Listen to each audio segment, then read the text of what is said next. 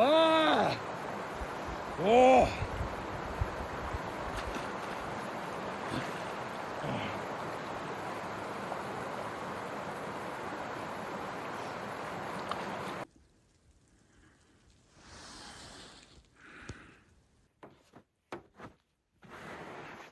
Whoa!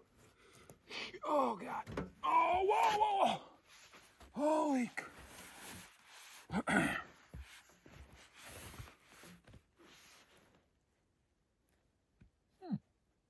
Oh my God, this thing is just full.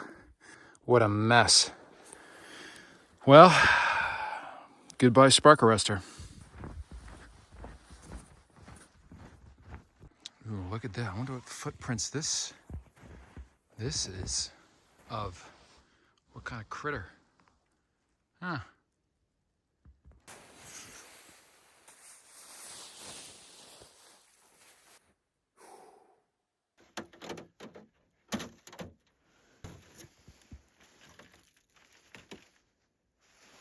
We'll keep this. Might use it for something else. Look at that.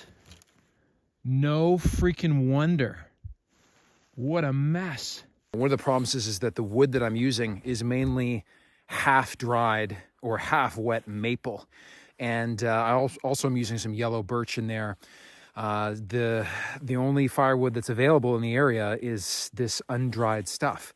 So I have to use a lot of kindling. It has to get really hot before it burns, and it doesn't burn very cleanly.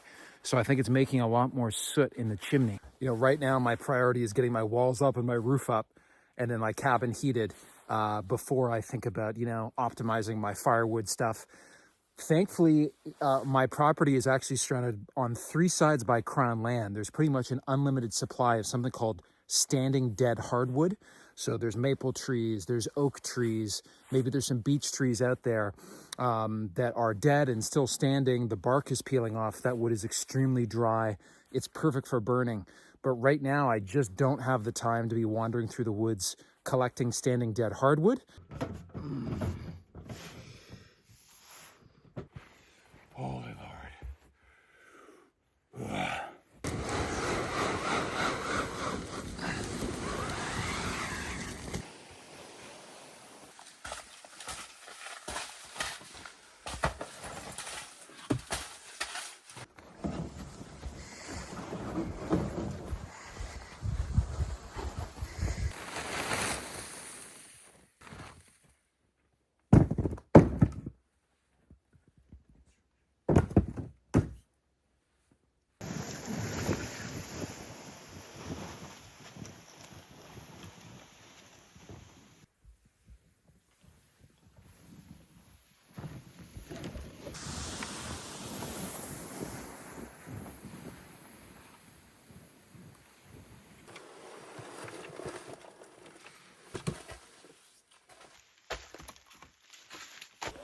Super cool new little tool that I got.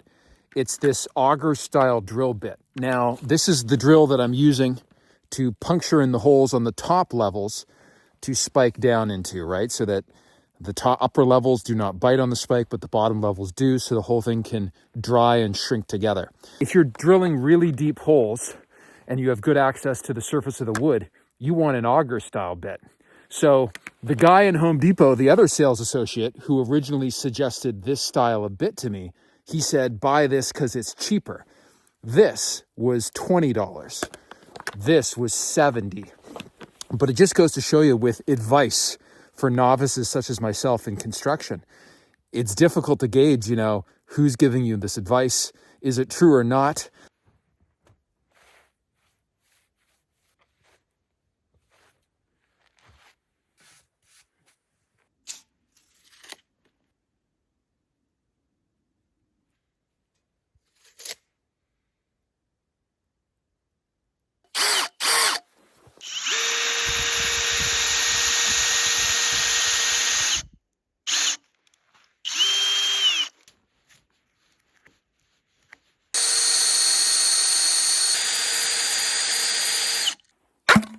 Whoa. Holy Lord. What a weapon this is. I can tell you this, my second ex-wife would love to use this on me. $70 drill bit, this better work. What day is it today? Sunday. Sunin, goddess of the sun. Hail Sunin. I hope this drill works.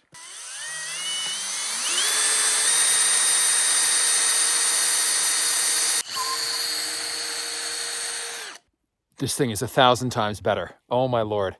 Worth it. This is worth $70. The other drill bit that I was using, you see all these shavings that come out.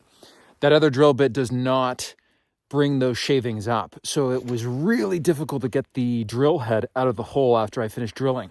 So this is not only faster, it's going to save the juice on my batteries, which die very quickly out here in the cold.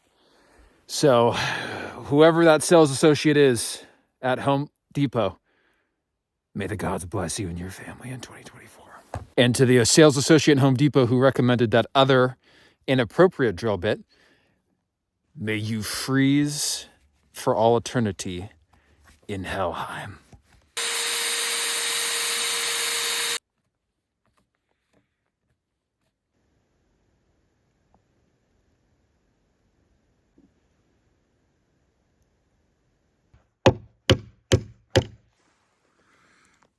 Whoa, nice.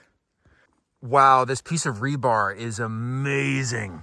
The only thing is I'd want to cut it in half and maybe put like a duct tape handle on it, maybe on the top, you know, with a thick top section to it to protect the hand.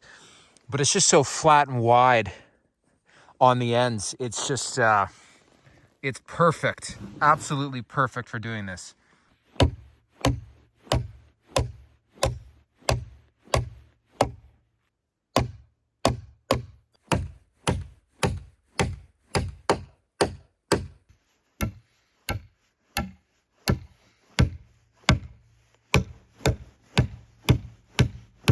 Okay, now got to peel the next 4 logs to the next layer.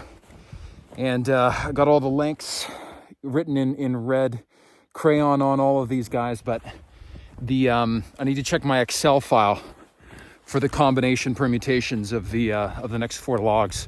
Thank God I spent last week getting all the rest of my logs so I could do the optimal pair-ups in terms of length.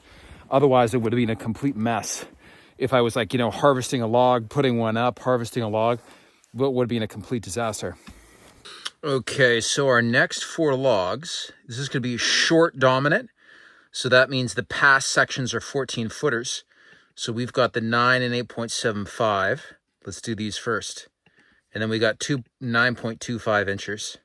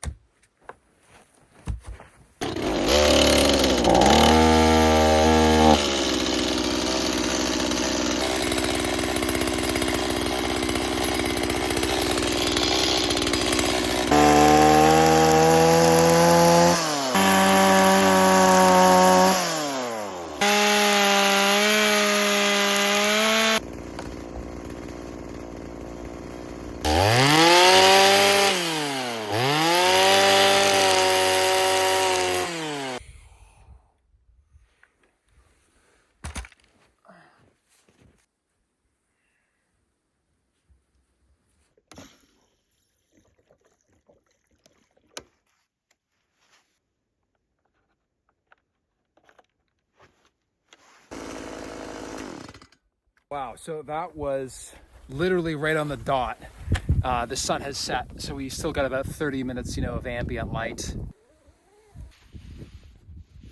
We're moving on up, ladies and gentlemen, to propane. Goodness gracious, what a thing of beauty. Oh shit, what did I just do? Oh crap.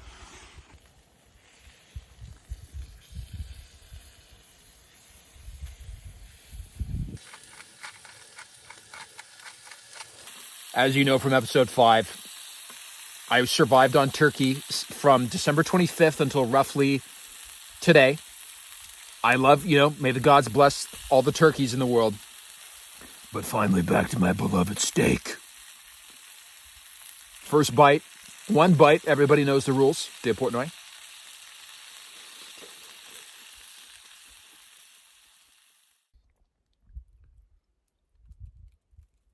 Raindrops on roses and whiskers on kittens, bright copper kettles and warm woolen mittens, brown paper packages tied up with strings. These are a few of my favorite things.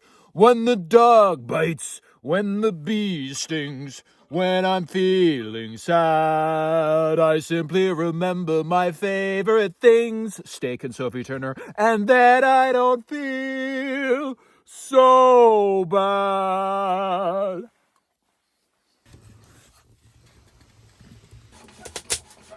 Whoa, sparks coming out.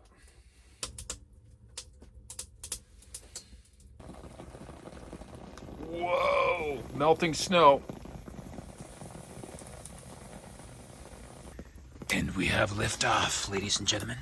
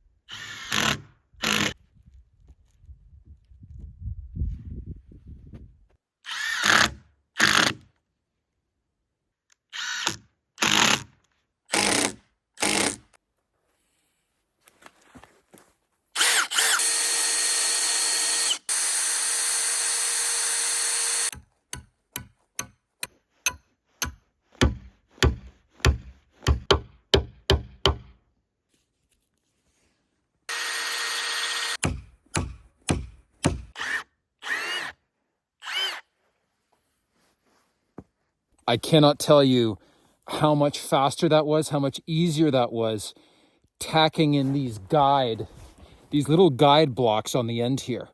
I came to this realization after just in the distance looking at my sawhorses and realizing, oh my God, those 2x4 blocks on each side of the log really keeps it finely in place, yet not too tight where you can't adjust it, spin it, move it a little bit.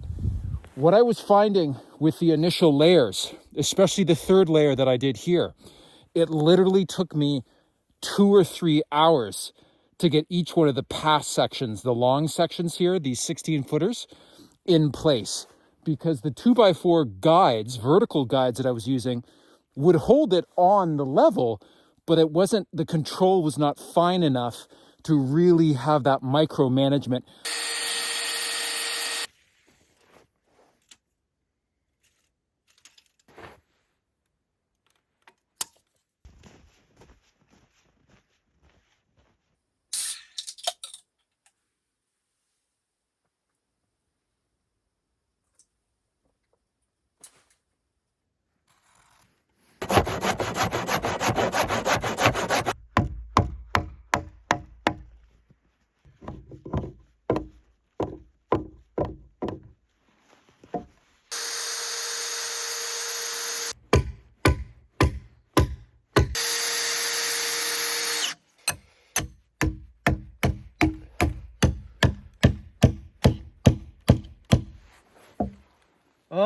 crap, it's split.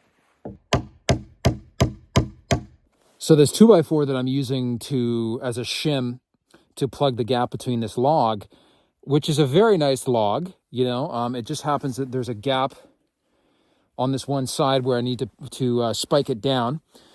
I'm going to need to find a different kind of wood. Maybe it's particle board, maybe it's plywood, maybe it's 2x6s, 2x8s, we'll see. But I'm going to need to find a different kind of wood to use as a plug because these 2x4s are all splitting on me.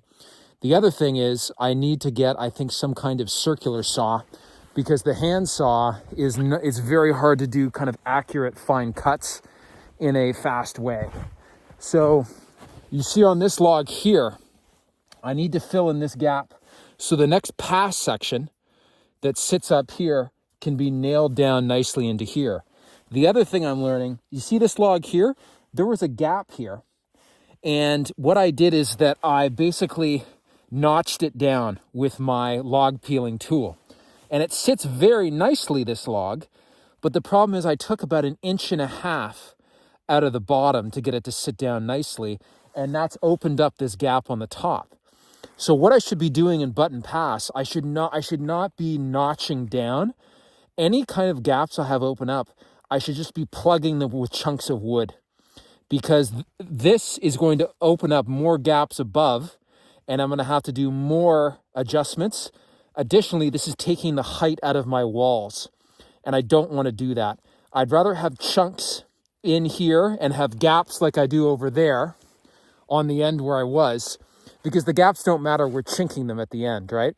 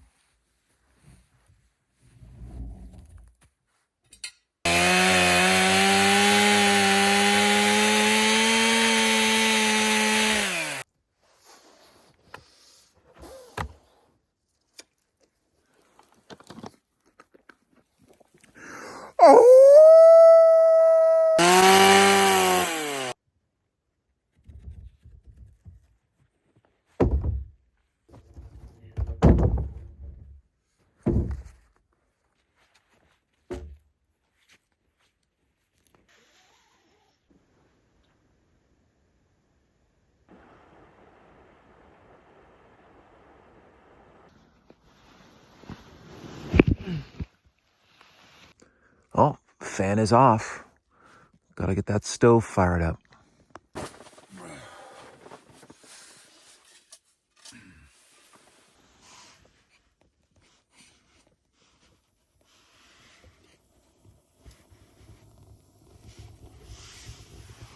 The key to success in life is liquid fire starter.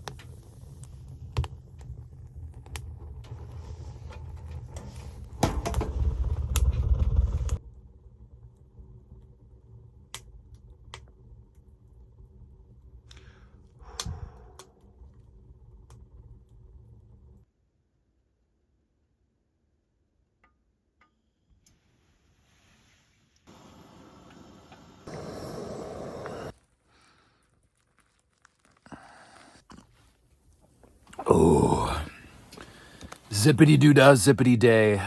My oh my, what a wonderful day.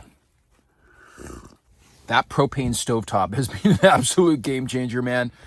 You know, the problem with me, a lot of people I've seen have asked, like, why don't you use your stovetop to, you know, heat your water and cook your food and stuff? The problem with my stovetop is that all my wood is wet, right? Coming out this late in the season, none of the locals who make and sell firewood have any fresh wood. So this wood, it takes so long. I would say it takes me about an hour of concentrated work to get my stove really hot to the point where it could boil water or cook food. And I just don't have the time a lot of times to do that. It's just while I'm in this rush construction phase, you know, I need some way to cook food and boil water very quickly. So what I've been using so far are these gas canisters. I believe it's isobutane. You know, in the past little while since getting back to China, I did some backcountry camping to kind of prepare for homesteading, but also to explore, you know, just the whole side of camping and wilderness and attain some skills, etc. And these are the kind of standard way to cook food in backcountry camping. Now, the problem with these kind of isobutane canisters is that once it gets reliably below kind of -5, they have a real problem. The gas does not freely come up into the element. Now, there are some, I think, stoves that you can get. They're like $250 or $300 though, where the canister sits upside down and it forces the gas out. But as we're getting into January here, and I've been having a lot of problems with this fuel, I just did some research about propane. I'm like, oh my God, propane and pressurized canisters, those little camping canisters by Coleman. My God, that's exactly what I need. And you know, I can't wait. If you see that giant ridge line that's across from me, that my cabin's going to eventually be looking out onto, it is absolutely, I own 10 acres on the other side of the river. And that giant ridge line is totally full of maples and oaks. So once I get my roof up and my cabin heated, one of my number one kind of survival priorities is to get over there and collect as much standing dead hardwood as I can so that I do have reliably hot and quick fires. Because this wet wood is just an absolute, it's keeping me alive, it's keeping me warm, but it's not great. It's not great. A lot of struggles with it.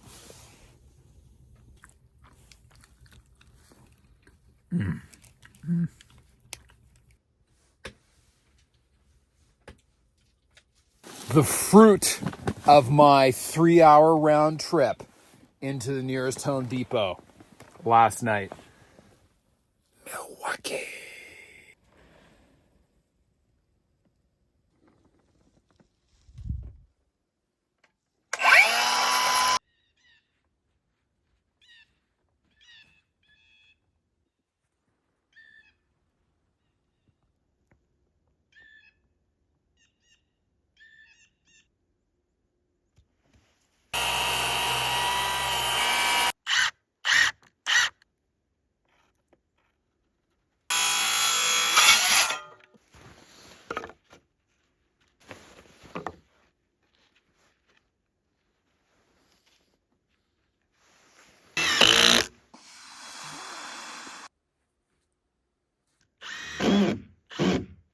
Two by four sections have never split on me, even though I've used them multiple times. And I think the length might be important. They're less likely to split the longer they are.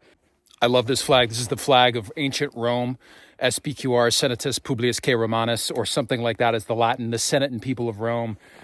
And I love it. Gladiator's my favorite movie. I remember General Maximus and his tenacity and perseverance, you know, strength and honor. I love that whole vibe and energy. And then the other thing is the founding of Rome, right? Romulus and Remus. This channel is called Wild Homestead. What is more wild than two babies being raised by a mother she-wolf in the wilderness of Italy way back in whatever, 500, 600 BC? This thing is freaking amazing. So just as I'm about to tack this guy in, what I'm doing, you can see this mark here. This is where the spike is on this log that secures it down into this log. So I just mark it right here so I know when I'm spiking this one, spike it slightly to the right. So this way, as you go up, you go slightly to the left, slightly to the right, slightly to the left, and then you don't have the problem of the spikes going into one another.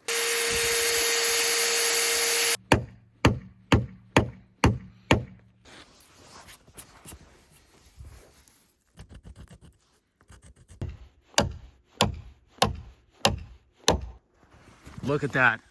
Very nice. No splitting.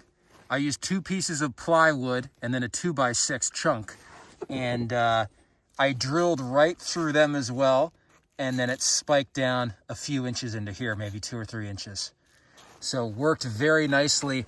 And you see this, once I chink this with the silicone chinking material, you're not going to see this. And I put the screws right at the very edge. So in case there's too much material here, I can go in with, what's it called, like a jigsaw or a hacksaw, and I can cut this down so that it will be entirely hidden by the silicone.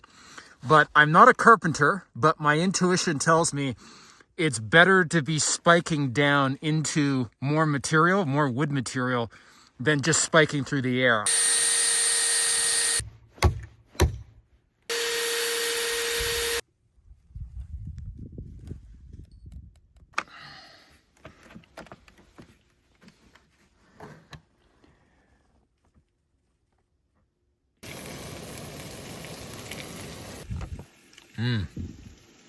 Look at those berries and cherries in there.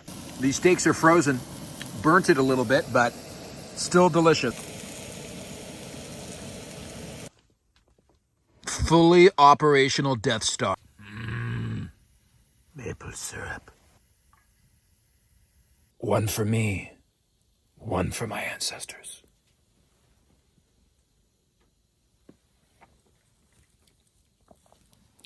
Ooga booga.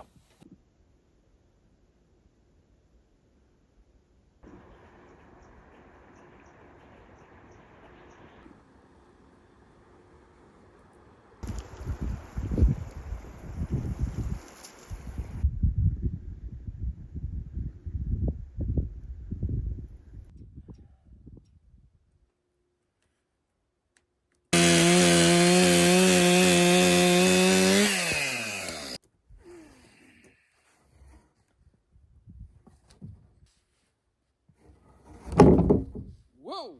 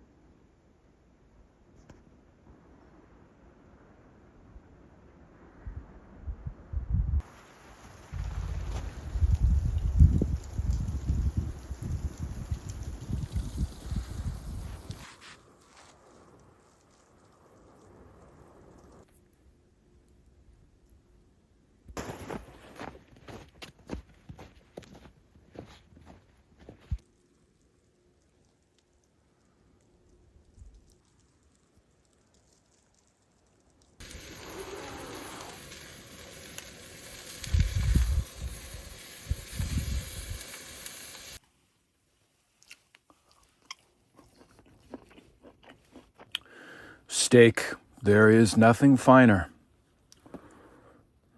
Except for Helen of Troy, of course. Gotta put this back in the food tree.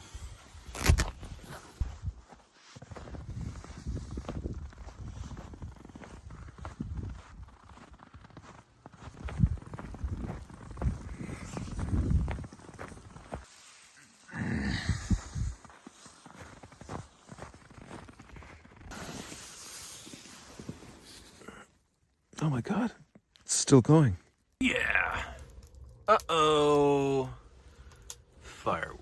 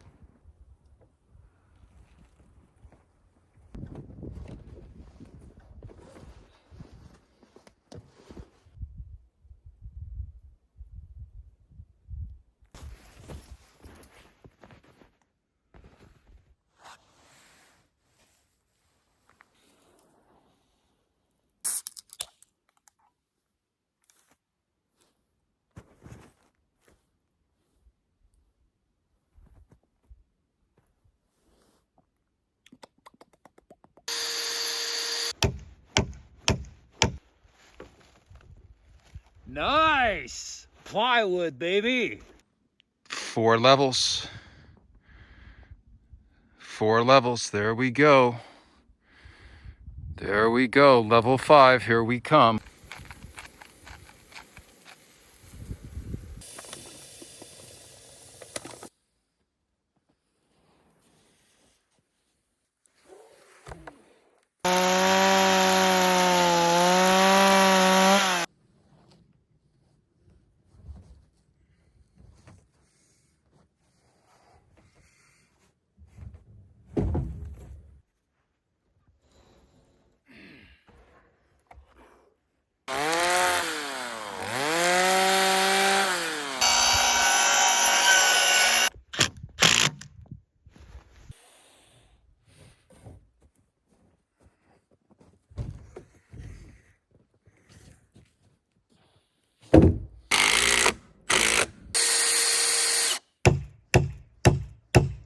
Plywood for the win. 0 cracking. Thank you very much.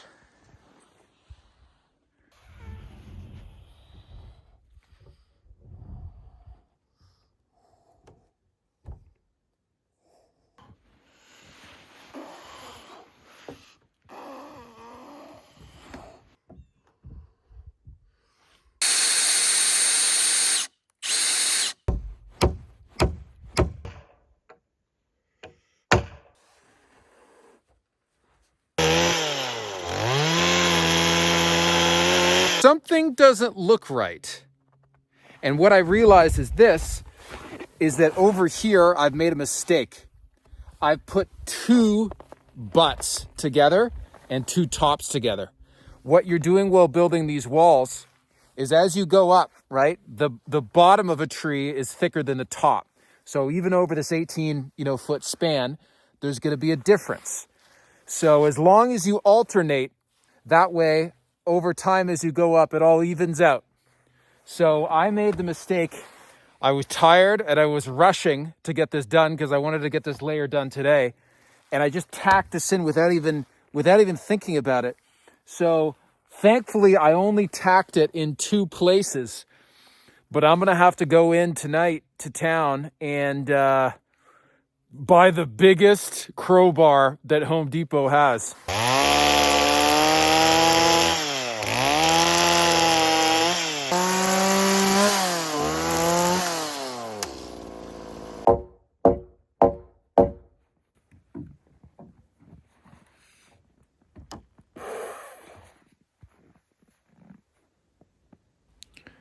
I have returned with the magical tools.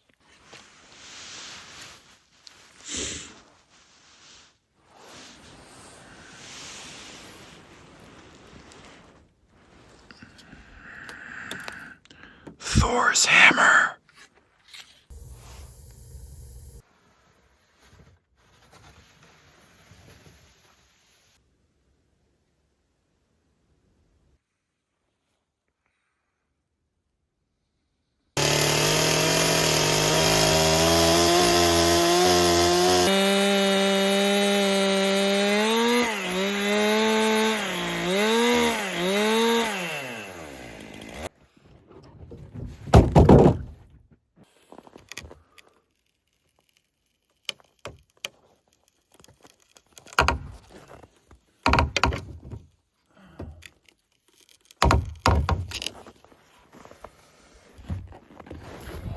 Magic.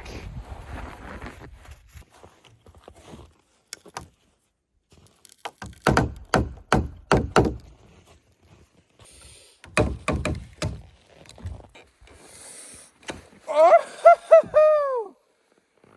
Yeah! Chester's dead. Nice. So that's 15 and a half feet. So I can still use this guy. My next two levels, this is an 8.75 inch diameter log. My next two levels are going to be almost entirely 8.5 inch logs on all four sides.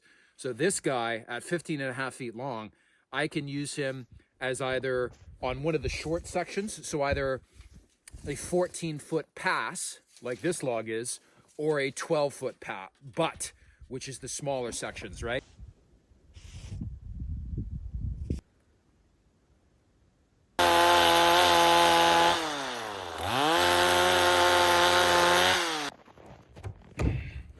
Now that is a beautiful log, straight as an arrow.